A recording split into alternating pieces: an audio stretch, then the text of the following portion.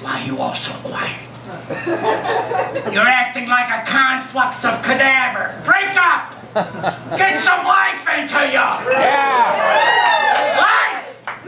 We've been long together, through pleasant and through cloudy weather. 'Tis hard to part when friends are dear. Perhaps we'll cause a sigh, a tear, then steal away. Give little warning. Choose your own time. Say not good night, but in some brighter clime, bid me good morning. Yes. Thank you. Spare parts. You open them up and the stink of their lives comes out. Why didn't I do this? Why didn't I do that? Why did I stay with that brute all those years? The smell. I hated my job. God Almighty and Holy Heaven, why did I stay in it?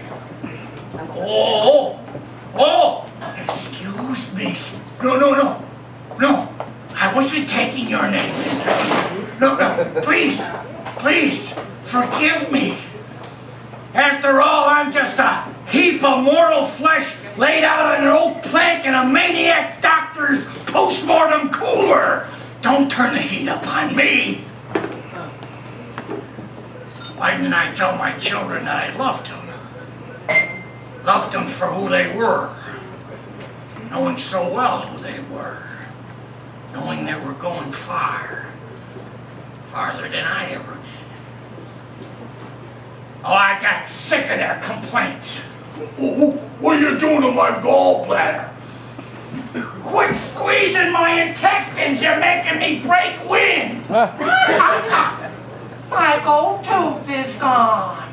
What the hell did you do with my gold tooth? I put it over there in that little tin box, Senator. You ain't gonna need it anymore. Life! Is it worth living? Well, I guess that depends upon your liver, now doesn't it? Life! I took one draft of life. I'll tell you what I paid. Precisely an existence. That's the market price, they say. Emily Dickinson. Poets. I like poetry. You don't show, honey.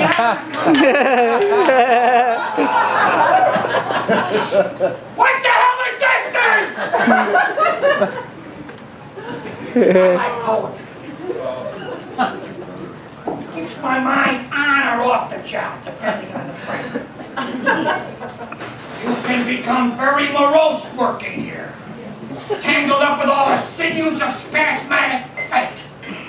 Pressed and jerked and choked by all the things you've got to get done. All the parts scattered about the laboratories. Under the microscopes. Here on the slides. And on the cork. Floating in a beaker. A bucket. A tub. Somehow it's all got to get back together if you're going to make any sense out of it. There's different parts from different bodies. Oh, they look the same. They smell the same. They feel the same. Talk about some cleavage. But they're not. They're not compatible. Too much heart in one chest cavity, too little heart in the other. One eye looking one way, one eye looking the other. It's confusing, overwhelming, depressing. I got a drink.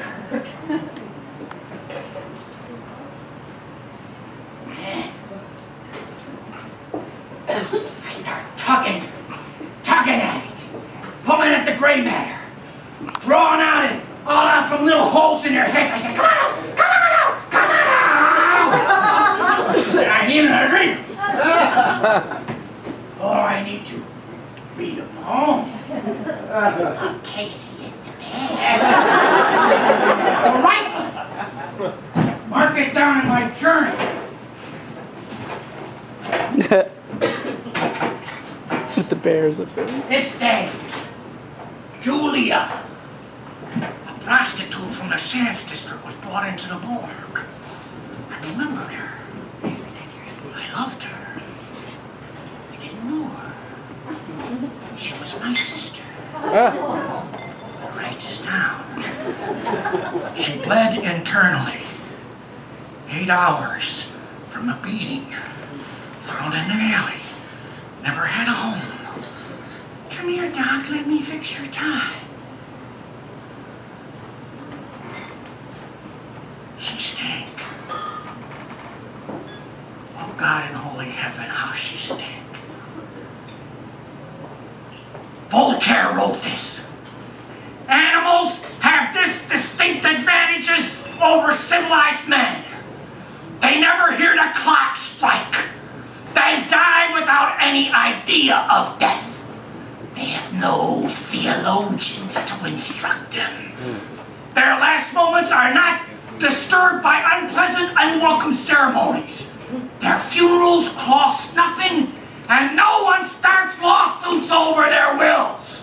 I'll drink to that. Come on, let's all drink to it. And a corner to sleeping, a minute to smile, and an hour to weeping. A pint of joy to a peck of trouble, and never a laugh, but the moans come double. And that's life. Drink up! And now, for a little death. Our first poet from beyond the river Styx is that Scottish gadabout, Old Anxine, the lassie chaser, Robbie Burns.